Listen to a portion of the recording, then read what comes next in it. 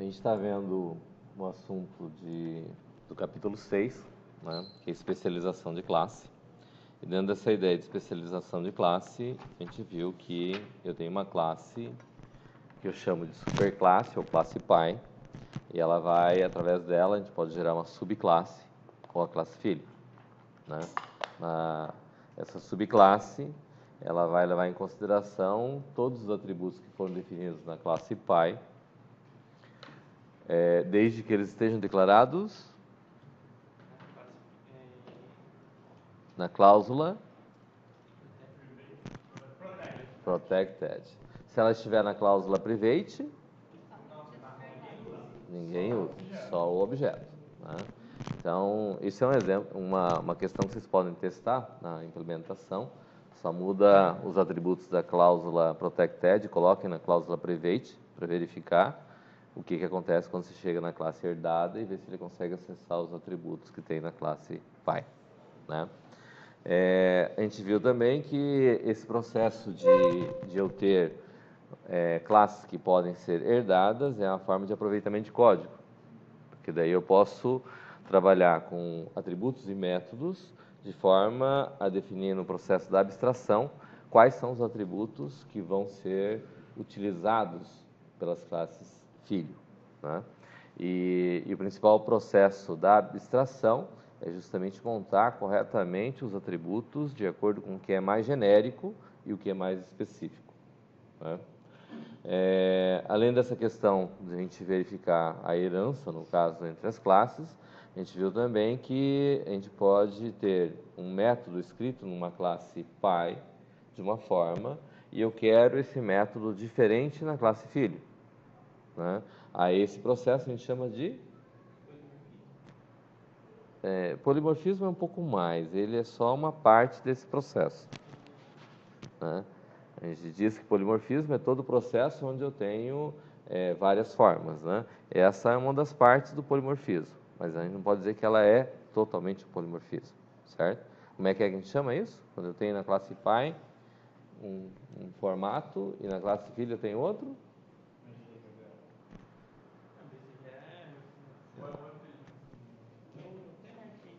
É parte do polimorfismo. Como é que se escreve em inglês lá? Eu escrevo na classe pai, eu escrevo virtual. E na classe filho eu escrevo override. E override significa sobrescrever, né? Sobrescrever método, certo? Significa que eu posso utilizar na classe pai um formato e na classe filho eu vou ter um outro formato, eu vou sobrescrever. Às vezes, quando eu vou sobrescrever um método, eu posso aproveitar aquilo que foi criado na classe pai, porque de repente, às vezes, na classe filho é um complemento. Daí, como é que a gente chama? Invocar o que está escrito na classe pai?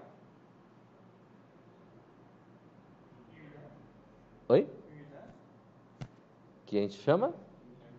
Em unted. Que significa herdado, né? Então, quando eu coloco a palavra em unted e na frente eu coloco o mesmo nome da classe, significa que eu estou pegando da classe pai totalmente aquilo que foi escrito na classe pai, e aí eu vou utilizar ele de alguma forma, acrescentando alguma coisa a mais.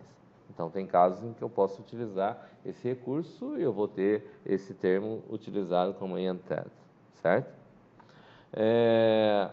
A gente viu também na outra aula que eu tenho certas situações onde eu posso trabalhar com a classe e colocar ela, o objeto, como sendo da classe mais genérica, mas eu posso instanciar uma classe filho. Não foi isso que a gente viu? Quando a gente faz isso, de certa maneira, o objeto ele vale para qualquer uma das classes que foram herdadas por esse objeto, certo? Mas eu tenho uma situação de que, desde que eu não tenha objetos de objetos vinculados com ele, né, eu posso utilizar, inclusive, o mesmo constructor da classe pai. Agora, se eu tiver objetos de outros objetos que são acrescentados nas classes filho, eu não posso utilizar o mesmo constructor da classe pai. Mas eu tenho a situação de que eu posso ter que resgatar algum método de um objeto desde que eu saiba qual objeto que foi criado, certo? Para resgatar esses atributos ou métodos desse objeto, dessa classe em particular, a gente faz um... Como é que a gente faz esse processo? Como é que é? Eu tenho objetos que eu posso criar. O exemplo que a gente fez na outra aula, a gente trabalhou com a classe funcionário, a classe chefe e apoio, né? E na implementação que eu fiz, a gente utilizou um func. Só que um func pode ser um objeto da classe funcionário, mas ele pode ser também uma instância da classe chefe e também pode ser uma instância da classe apoio, né? E quando, porventura, eu queira resgatar algum método que seja da classe chefe, que não seja da classe funcionário, como é que a gente faz para resgatar esse método? Coloca o nome da classe, entre parênteses, o que está representando o funcionário. Coloco o nome da classe, entre parênteses, o objeto instanciado, né? E na sequência eu posso colocar um ponto que eu vou ter os métodos daquela classe a qual eu coloquei o nome da classe anteriormente, né? E aí isso a gente chama de...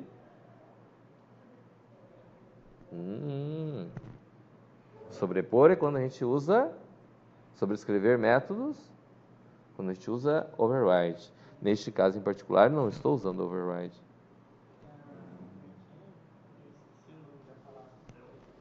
Como? Não.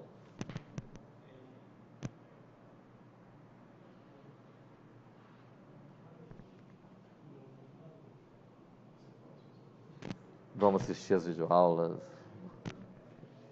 Eu falei em videoaula, não falei? Falei. Oi? No finalzinho da videoaula, né? Pois é. A gente faz um cast para resgatar os atributos e métodos daquele objeto. Tá claro? É. Ok? Bom, muito bem. Então, até esse ponto onde a gente chegou, alguém tem alguma dúvida, alguma colocação, alguma observação? Claro que no livro está tudo devidamente explicado, explanado. Não? Está, né? Está. Pode-se dizer que sim. É, exatamente. Muito bem. No próximo semestre utilizaremos tudo isso que nós vemos de uma forma mais intensa, vamos dizer assim.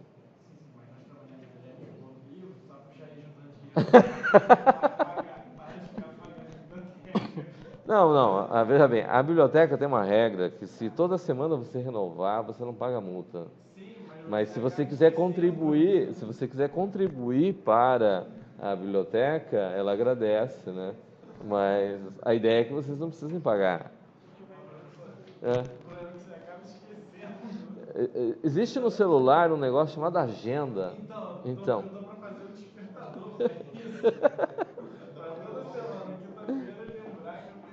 Lembrar que tem que... Começa a tocar lá desesperadamente, dizendo, devolva o livro já, antes que você tenha que pagar multa. Tá certo? Tudo bem até aqui? Ficou alguma coisa pendente aí para trás? Vocês testaram, mexeram, brincaram, que não entenderam alguma coisa? Vamos ao livro. Vamos às questões do exercício. Antes dos exercícios, alguém ficou com alguma dúvida com relação ao projeto, alguma coisa? Vocês não fizeram o projeto do ponto? O projeto do jogo? Ou da folha de pagamento? São todos projetos, não são? Ou parte deles, pelo menos. Só lembrando que, como nós definimos ontem, na aula passada, né, na aula de ontem, a nossa prova será na data que está no calendário de provas, né? Certo? E essa prova em particular, ela será de implementação. Então, eu recomendo que todos que para estudarem bem para essa prova, eu recomendo que primeiro façam no caderno, como se estivessem fazendo o projeto, todo ele no papel, e depois implementem o que vocês escreveram no papel no computador, para verificar se de fato funciona, certo? Vocês podem se enganar, podem se equivocar, mas fazendo no papel, fatalmente na hora da prova, vocês não vão esquecer. Tá claro? Depois que vocês fizerem no papel, vocês coloquem no computador. Aí verifiquem se o que vocês colocaram no papel está correto, certo? E eu recomendaria, se fizeram errado, façam de novo, joguem fora aquele papel e façam de novo até acertarem. Beleza? Na prova o senhor pede tudo, né? Eu costumo pedir tudo. Eu preciso saber se vocês estão sabendo realmente fazer. E para isso... A prova vai até 2 da manhã? Não. A prova até a 1 da manhã, ela geralmente acontece só no quarto período. Tá? E daí ela ocorre de uma maneira que realmente o projeto é inteiro. Certo? Literalmente. Tá claro? Não, o processo é implementado, certo? Então vai ter bastante coisa para trabalhar. Então. Não, é só uma questão mesmo. Oi? Não, é só uma questão mesmo. Não, o detalhe é até 1, mas a gente faz geralmente no sábado e começa 1h30, né? Da manhã? Hã? Da manhã? Da tarde? Não vai dar. Ah. É que vai ser a primeira prova de visualização. Então, tudo certo? Beleza? Até aqui tudo bem, então? Alguém tem alguma dúvida? Luiz? Vai ser só de implementação mesmo, a prova. Não, eu acho que eu vou colocar umas 2 questões abertas. Sem já não tiro, não. Mas aí vão ser umas 2 questões abertas, com A, B, C, D, até a letra Z, né? Não. Professor, essa prova de implementação você não considera muita coisa, não? Não, eu só considero aquilo que está certo. Aí -1 está certo. Sempre considero aquilo que está certo. Aquilo que está errado, infelizmente, eu não considero certo. Senhor, mas -1 funciona? Eu ensinei isso? Ensinou. Eu não ensinei. Tá no livro? Eu não ensinei. Vamos Não. pegar aqui na página para o senhor ver. Podemos? Bom, então nós temos lá da questão 1 até o 8, né? Quais as vantagens do processo de especialização de classes? Vamos sortear alguém, né? Vamos lá. 31. 3 e 1 são 4. Vamos pegar o livro de chamado.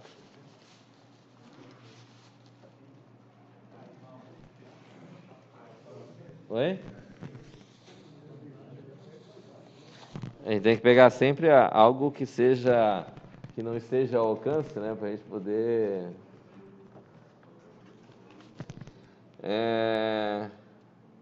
Daniela. O modo emoção é fantástico.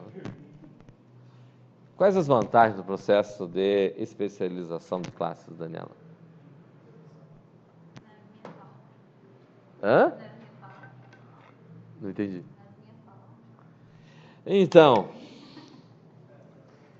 seria nas palavras do livro, né? Então vai estar nessa página. Eu vou lá na página, né?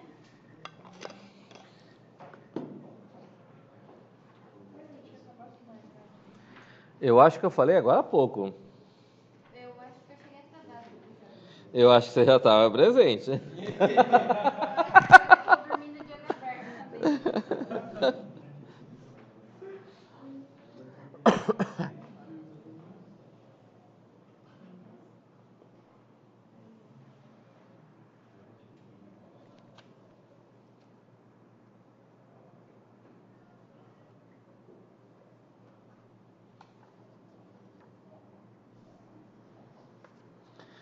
Então,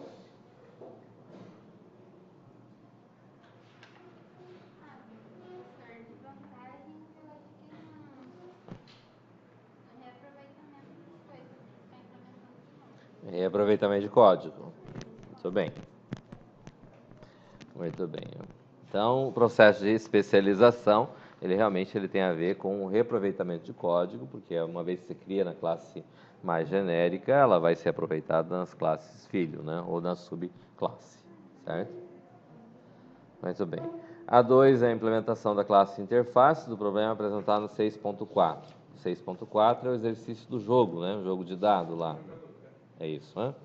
Bom, acho que essa implementação aí é tranquila, né? Porque no material que está ali, ele tem lá a interface, ele vai pedir para dar entrada no nome dos jogadores, não é isso?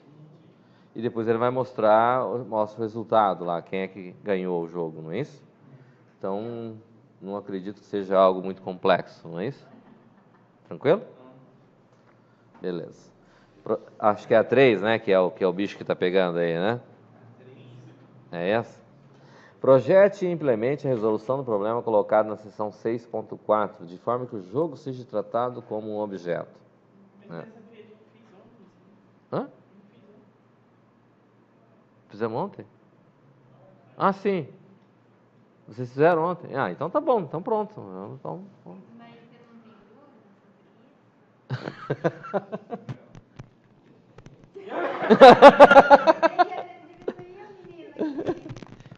menos, né? É. O que é o processo que a gente tem com a abstração aqui, que a gente tem que considerar, é o seguinte. Na modelagem que está feita ali, ele leva em consideração que tem objeto jogador, não é isso? Tem objeto dado e tem a interface, não é isso? Aí você tem lá o que está na página 223 do livro, né? Do Isaías Camilo Boratti, tem lá, aí mostra lá a aplicação, o jogador e o dado, não é isso? O que é que muda quando a gente leva em consideração que eu vou ter um jogo? Ó, vamos levar em consideração aqui, ó. Vou vir aqui e vou criar uma nova unit. Essa unit, nós vamos chamar ela como sendo, então, sei lá, type jogo. O que a gente leva em consideração que tem em um jogo? No jogo a gente vai ter 2 jogadores. No mínimo. Então, no jogo, se é um jogo, eu vou precisar ter um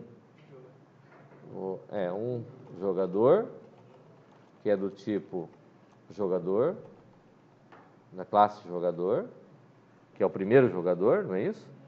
E eu vou ter... Coloca um jogador 1 e um jogador 2. Pode ser. Um jogador 1 e um jogador 2, que é do tipo também jogador, não é isso? E além disso eu vou ter o quê? Um dado, que é do tipo dado. Basicamente é isso que eu vou ter, certo? Eu vou ter interface aqui? Não, interface não cabe ao jogo, certo? Então, o que você vai ter? Vai estar no programa, na aplicação, você vai ter... O que é que nós vamos ter lá na aplicação? A interface e quem mais? Um jogo, certo? A interface vai lá e pega os dados, seta os jogadores, certo? O nome dos jogadores, ele faz o sorteio para ver quem é que vai começar, joga e dá o resultado do jogo, certo? Tá claro? Acho que não há necessidade de a gente implementar a classe como um todo, porque vocês já fizeram essa parte, não é isso? Acho que dá para entender exatamente o que é que nós temos ali. Então, eu vou ter essa questão de trabalhar o jogo como sendo uma classe, ela vai absorver justamente a parte do jogador e do dado, envolve os dois juntos, e eles são agregados ao jogo, certo? Eu vou ter 2 instâncias do jogador, porque são 2 jogadores, e vou ter uma instância do dado. O restante vai ficar por conta da interface, né? Eu só vou ajustar a estrutura lá, que é o que a questão pede, né? Resolução do problema, colocando na seção 6.4, de forma que o jogo seja tratado como um objeto. Aí, dessa forma, eu vou instanciar o jogo, dentro dele eu vou instanciar jogador 1, jogador 2, o dado, certo? Vou pedir para a interface ler o nome dos jogadores, vou setar o nome dos jogadores no jogo e vou mandar jogar. Tranquilo? Tudo certo? Beleza. Alguém ficou com alguma dúvida? Luiz? Wesley? Júlio? Márcio? Então, tudo certo. Questão 4. Implemente as classes aplicação e interfaces para o problema da seção 6.6. Esse aqui, por um acaso, eu acabei resolvendo ele na aula passada, né? Putz, vai lá, né? Vamos fazer o quê? Não é? Tá. Tá aí. Questão 5. Tenho certeza que teve gente que não percebeu. Que não fez? Que não fez. Poxa vida. Mesmo tendo na videoaula, né? É possível. É verdade. E teve gente que não fez.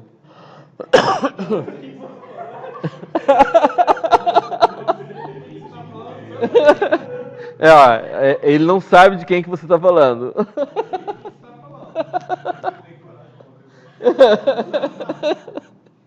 Ó, eu postei semana passada a videoaula, hein? Eu postei no sábado a videoaula, não foi? É.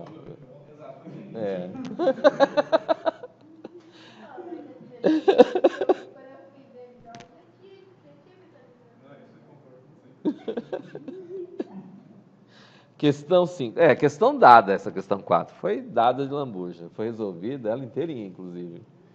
Questão 5. Modifica o método processa folha da seção 6.6, de forma que este devolva como resposta o funcionário de maior salário bruto. Fizeram isso? Tranquilo essa?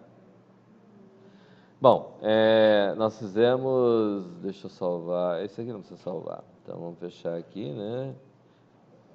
Vamos descartar essas alterações, todas as alterações. Vamos abrir o projeto passado, recente.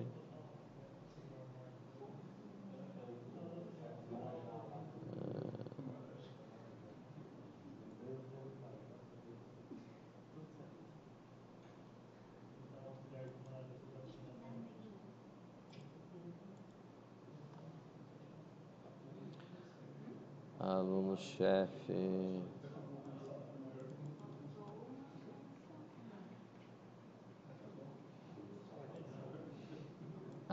Tá. Esse daqui a gente não fez inteiro, né? O processo da folha da seção 6.6, na verdade, é um pouco diferente, se não me engano, né? Esse auxílio. Na página 239, tem o projeto da empresa, tá certo? Na empresa, na página 239 lá, tem o EMP, onde empresa é igual a class, é onde eu tenho razão social, NF seria número de funcionários, e eu tenho o total da folha, né? Então, o que a questão pede aqui, na questão 5, modifique o processo a folha da seção 6.6, de forma que esse devolva a resposta. O processo a folha está no 240, lá em cima, né? Aí tem ali onde ocorre a instanciação dos objetos ali, né? Se ele é funcionário, se ele é chefe, se ele é apoio, certo? Esse daqui eu implementei ele na aplicação, quando a gente resolveu. Mas ele tem a classe empresa, que é a empresa que processa a folha, certo? O que é que tem que fazer para modificar esse processo a folha de forma que ele traga o funcionário que tem maior salário?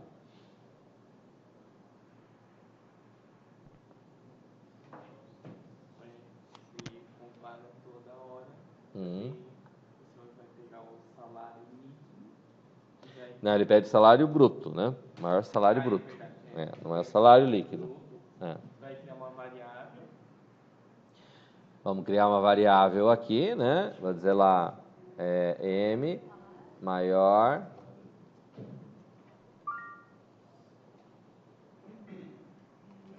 sal do tipo real. E daí? aí você também vai criar. É para retornar um objeto funcionário ou para retornar tipo um novo? Não, ele pede para você modificar e devolva como resposta o funcionário de maior salário bruto. Certo? Então, na verdade, ele quer saber o nome. Então, uma variável nova. Então, como é que a gente faz lá? Como é que a gente fazia lá no segundo período? No Você primeiro, né? colocava N maior salário, recebe menos 1. Ah, era assim? Foi assim que eu fiz? Foi assim, Márcio? Oi? Não, como é que era o nome da variável lá? Ah.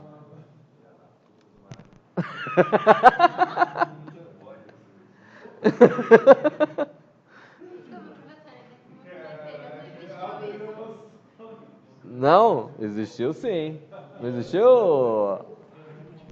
Não existiu, Márcio? Não existiu isso aqui no primeiro período? Existiu. No meu, não. Todos. Aham. Aham. Você deve ter isso no primeiro período lá. O senhor vê que você não fez isso, não. Questão 19 da lista de exercícios, estrutura de repetição com quebra de nível. Assim só.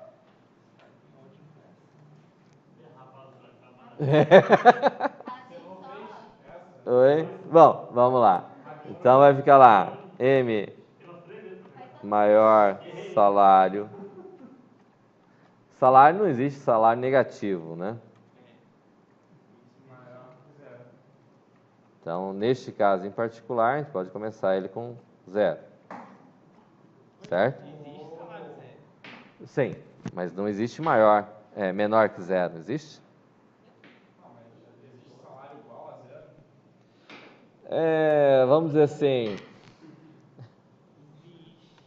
Se tiver apenas duas pessoas na empresa, os dois têm salário igual. Quem tem o maior salário? Ninguém. A resposta é zero. não. Não é não. Ué? O maior salário é zero. Não. O primeiro. Mas, É o primeiro que ele lê. Mas vamos aqui, ó. O que vai acontecer? Se tem um laço de repetição lá na estrutura da questão. Um repita until até igual ao número de funcionários. Certo?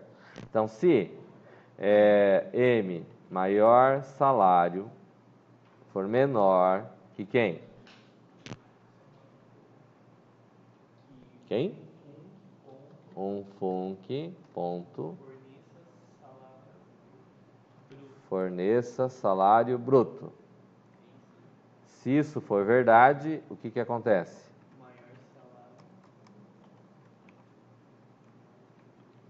Maior salário recebe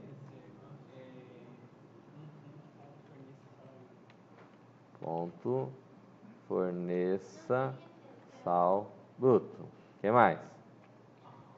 Aí, esse maior já aí, todo mundo já deu. Tinha que retornar o nome do caboclo. Aí eu coloquei como Um func ponto get nome. tá. Tá certo? Complexo, né? Mas a gente acredita. Pois não. Mas não é se ele for maior? Sim, se o valor que eu tenho até agora é menor do que o valor do que o funcionário está ganhando, quem é que é maior? Tá certo? Eu poderia inverter e colocar o sinal de maior. Se o valor do salário, um func ponto forneça salário bruto for maior do que o maior salário, aí eu faço a mesma coisa. Mas também posso fazer dessa maneira. Tranquilo?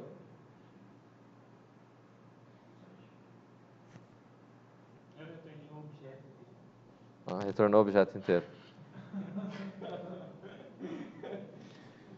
Mas tudo bem, né? Agora já foi. Tá certo, não tá errado. Nas melhores famílias, né? Beleza? Tranquilo? Beleza. Em que situação é necessário sobrescrever a sobreposição de um método? Questão 6. Em que situação é necessária a sobreposição de um método? É necessário quando o método não tem, tipo, ele não executa os procedimentos necessários para satisfazer a classe atual. Aí você precisa. Quando a implementação da classe pai não satisfaz a necessidade da subclasse. É isso aí. Só faltou classificar e classificar.